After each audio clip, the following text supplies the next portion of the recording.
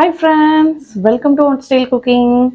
இன்னைக்கு வந்து ஒரு சூப்பரான ஒரு ரெசிபி தான் பார்க்க போறோம். நார்மலா இட்லி தோசைனாலே நம்ம சட்னி சாம்பார் இந்த மாதிரி வைப்போம். இன்னைக்கு வந்து அந்த இட்லி தோசை பூரி எல்லாம் சாப்பிட்றதுக்கு ஏத்தால ஒரு சூப்பரான கும்பகோணம் கடப்பா தான் பார்க்க போறோம்.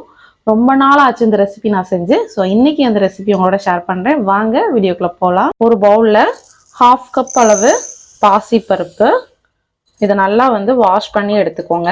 இப்போ ஒரு குக்கர்ல நான் 2 உருளைக்கிழங்க தோலெல்லாம் நீக்கிட்டு கட் பண்ணி இதில் சேர்த்துக்கிறேன். இதோடவே நம்ம எடுத்த பாசி பருப்பை நல்லா கழுவிக்கோங்க. கழுவிட்டு இதையும் ஆட் பண்ணிக்கலாம். இப்போ இதோட தேவையான அளவு தண்ணி சேர்த்துக்கலாம். இப்போ தண்ணி சேர்த்து குக்கர் நல்லா நம்ம மூடிக்கலாம். குக்கர் மூடி ஒரு 3 விசில் வரைக்கும் நல்லா வேக வச்சுக்கோங்க. இது வந்து நல்லா வந்து மேஷ் ஆகிற அளவுக்கு குக் ஆகணும். இப்போ வந்து பார்த்தீங்கன்னா குக்கர் வந்து அடுப்பில் வச்சாச்சு. இது ஒரு 3 விசில் நல்லா அந்த பருப்பெல்லாம் நல்லா வந்து மேஷிங் கன்சிஸ்டன்சி வரணும். இப்போ இது குக் ஆகட்டும்.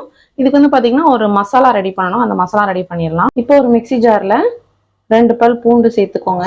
கூடவே கொஞ்சம் தேங்காய் வந்து கட் பண்ணி எடுத்துருக்கேன், அதை சேர்த்துக்கலாம். இந்த கிரேவிக்கு திக்னஸ் டேஸ்ட் கொடுக்குறது வந்து பார்த்தீங்கன்னா இந்த பொட்டுக்கடலையும் 1 டீஸ்பூன் போல் கசகசாவும் தான்.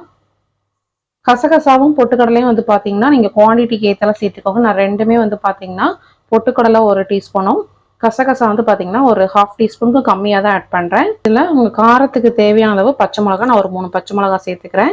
இதெல்லாம் சேர்த்து நல்லா ஒரு ஃபைன் பேஸ்ட்டாக அரைச்சி எடுத்துக்கோங்க. இப்போ ஒரு கடாயை வச்சுருக்கேன். இதில் தேவையான அளவு ஆயில் சேர்த்துக்கலாம். இப்போ கொஞ்சமாக கடுகு உளுந்தம்பருப்பு சேர்த்துக்கலாம். இதோடவே கொஞ்சம் சோம்பு சேர்த்துக்கோங்க. சோம்பு வந்து பார்த்தீங்கன்னா நம்ம அரைக்கிறப்பவே சேர்த்து அரைச்சிக்கலாம். நான் வந்து தாளிக்கிறதுல சேர்த்துக்கிறேன். இதோடவே ஒரு பட்டை, 2 கிராம்பு, ஒரு ஏலக்காய், கூடவே ஒரே ஒரு பிரிஞ்சி இலை சேர்த்துக்கோங்க. ஒரு பெரிய வெங்காயத்தை கட் பண்ணி வச்சுருக்கேன், அதையும் சேர்த்து நல்லா மிக்ஸ் பண்ணிக்கோங்க. வெங்காயம் லைட்டாக கலர் சேஞ்ச் ஆகட்டும். பார்த்தீங்கன்னா பருப்பும் உருளைக்கிழங்கும் நல்லா குக் ஆகிடுச்சு. இப்போ இதில் இந்த உருளைக்கிழங்கை மட்டும் நம்ம தனியாக எடுத்துக்கலாம். இப்போ நல்லா சூப்பராக குக் ஆகிருக்கு. இதை நல்லா மேஷ் பண்ணி விட்டுக்கணும்.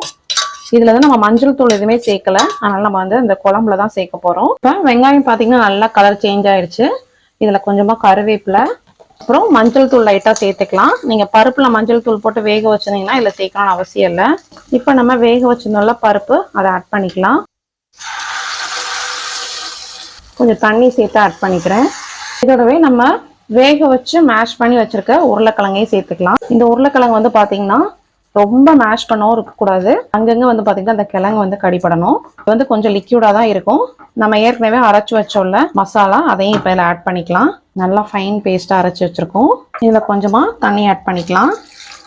ஏன்னா நம்ம வந்து கசகசா பொட்டுக்கடலை எல்லாம் சேர்த்ததுனால உங்களுக்கு வந்து இன்னும் வந்து இந்த கிரேவி வந்து நல்லா திக்காகும்.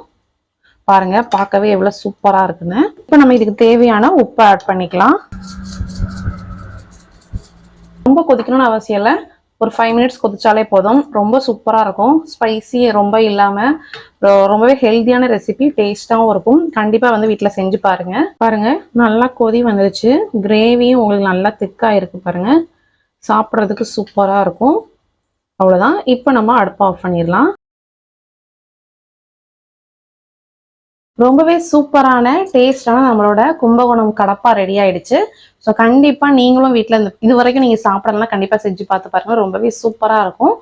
இந்த வீடியோ உங்களுக்கு ரொம்ப பிடிச்சிருந்துச்சுன்னா மறக்காம நம்ம சேனல் லைக் பண்ணுங்க, ஷேர் பண்ணுங்க, சப்ஸ்கிரைப் பண்ணுங்க. இந்த வீடியோ பற்றின கமெண்ட்ஸையும் கமெண்ட் பாக்ஸில் தருவீங்க. ஃபேஸ்புக், இன்ஸ்டாகிராம்ல இருந்தால் கண்டிப்பாக ஃபாலோ பண்ணுங்க. நெக்ஸ்ட் ஒரு சூப்பரான ஒரு வீடியோவில் மீட் பண்ணுறேன். தேங்க்யூ.